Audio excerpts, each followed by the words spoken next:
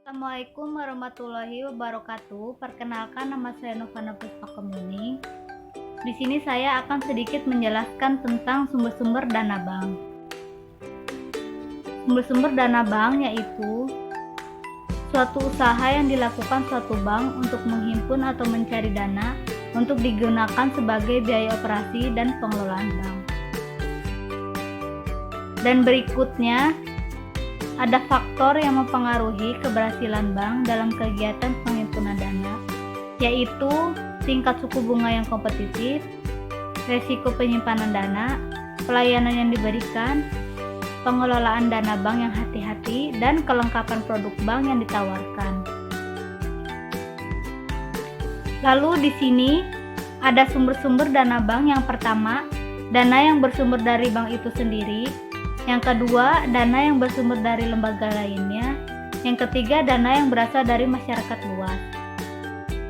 Dana yang bersumber dari bank itu sendiri yaitu dana yang berasal dari para pemegang saham atau pemilik.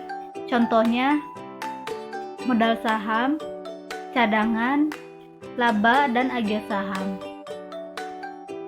Dan berikutnya ada dana yang bersumber dari lembaga lainnya, yaitu dana yang berasal dari pihak yang memberikan pinjaman kepada bank seperti BI, lembaga keuangan. Contohnya, pinjaman antar bank, pinjaman jangka menengah panjang dari bank-bank luar negeri, dan surat berharga dari LKBB. Dan juga di sini ada dana yang berasal dari masyarakat luas.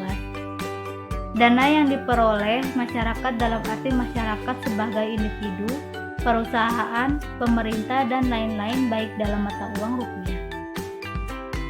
Contohnya yaitu simpanan giro, simpanan tabungan, dan juga simpanan deposito.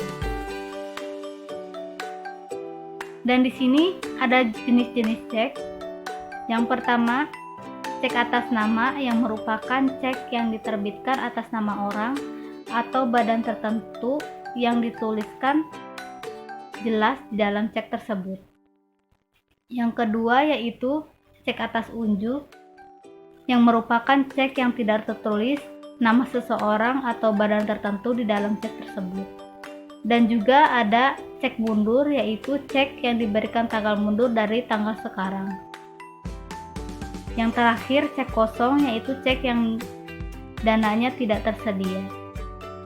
Dan di sini juga saya menjelaskan tentang berita terkini, bunga kredit BNI ditargetkan penyaluran kredit melonjak hingga 9%. Penurunan suku bunga kredit menjadi salah satu strategi PT Bank Negara Indonesia. Untuk meningkatkan kreditnya, Bank BUMN ini menargetkan penyaluran kreditnya bakal tumbuh 9% tahun depan dengan dukungan bunga kredit yang rendah. Meski demikian, BNI menerapkan adanya insentif kebijakan dari Bank Indonesia, maksud saya, agar ekspansi kredit bisa dilakukan dengan bunga rendah. Pasalnya, ada tantangan yang mesti diwaspadai, yakni potensi kenaikan suku bunga The Fed pada pertengahan tahun depan.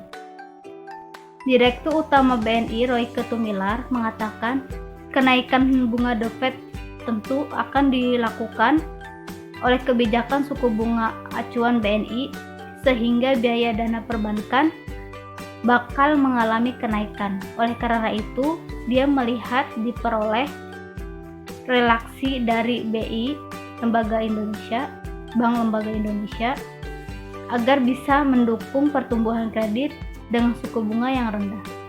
Demikian yang saya bisa informasikan. Assalamualaikum warahmatullahi wabarakatuh.